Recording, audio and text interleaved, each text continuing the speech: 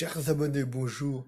Cette 13e nouvelle, cette 13e minute philosophique aura un thème un peu décalé du bon usage de la machine de Pascal. Pascal est en effet tout à fait connu et reconnu pour l'invention de sa machine à calculer, tout autant que pour ses pensées, dont celle qui nous parle de la raison et du cœur.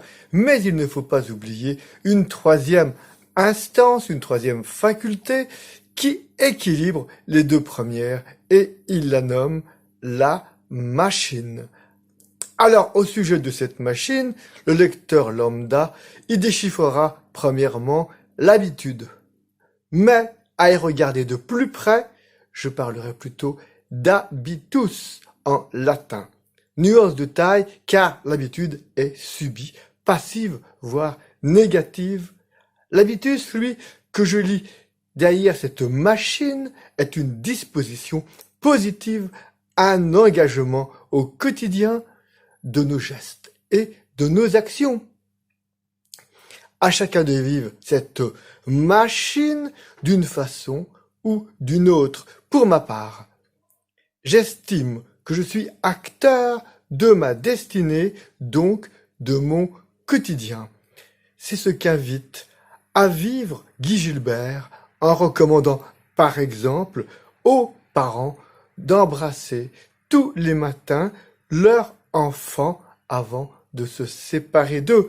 C'est également à ceci qu'invite la nounou du livre et du film La couleur des sentiments. À cette petite fille qu'elle a en charge, elle lui dit tous les matins: tu n'oublieras pas devant ton miroir de te dire: je suis une personne belle, une personne intelligente et une personne importante, de même que d'autres peuvent chanter ce verse de psaume: je te bénis, Dieu de ma vie, pour la merveille que je suis. C'est une autre version de cet habitus, à savoir de cette action volontaire et répétée. De même façon, on peut dire que la plupart des actes de notre vie, chacun y est invité à y trouver son équilibre machinal entre l'habitude, par exemple, de semer des je t'aime, comme le disait Guy Gilbert, mais aussi l'habitus, donc se laisser habiter, et donc de vivre et de dire son amour, comme on le disait hier dans la minute philosophique, sans retenue, sans retenue. Dans les deux cas, cela suppose de prendre conscience de ce qui nous guide au-delà de notre cœur et de notre raison, pour, au final, prendre sa vie à bras le corps, ni plus ni moins.